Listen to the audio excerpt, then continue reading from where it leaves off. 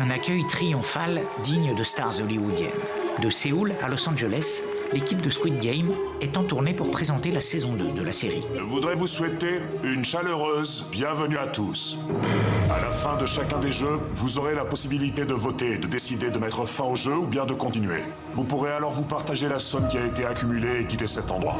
4 ans après le plus gros succès commercial de l'histoire de la plateforme Netflix, la série sud-coréenne suscite toujours autant d'attentes. Même dans mes rêves les plus fous, je n'aurais jamais imaginé que cette série serait aussi importante et aussi aimée à travers le monde. J'en suis donc très reconnaissant et je pense que l'ingrédient est que les gens ont pu s'identifier à beaucoup de parties différentes de la série, y compris l'intrigue, les personnages, les thèmes.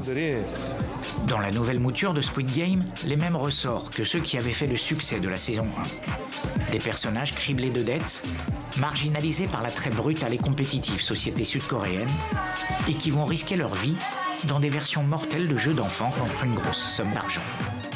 En regardant Squid Game, vous ne serez pas très loin de regarder le monde. J'espère que vous pourrez le regarder avec cet état d'esprit.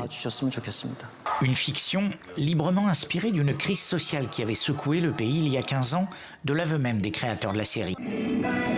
En juillet 2009, l'usine automobile SsangYong Motors, rachetée par un consortium chinois, licencie 40% des employés.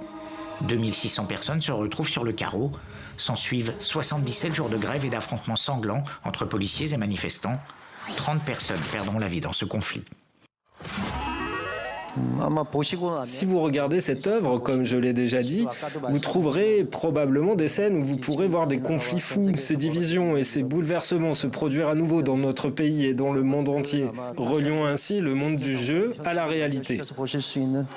Squid Game, une vision dystopique de la société sud-coréenne qui a pris une résonance particulière avec l'éphémère loi martiale décidée par l'ancien président et qui a plongé le pays dans un chaos politique. Mais la deuxième saison de la série veut aussi mettre l'accent sur la solidarité entre les êtres humains. Cette série parle de l'humanité et de l'espoir des êtres humains. Peut-être que les gens du monde entier pensent la même chose et c'est pourquoi ils aiment cette série, je pense. La saison 1 avait été regardée par 110 millions de personnes en à peine 3 semaines de diffusion. Étant donné l'engouement pour la saison 2, il y a fort à parier que la nouvelle mouture battra son propre record. Quant à la 3e saison, elle serait déjà en post-production.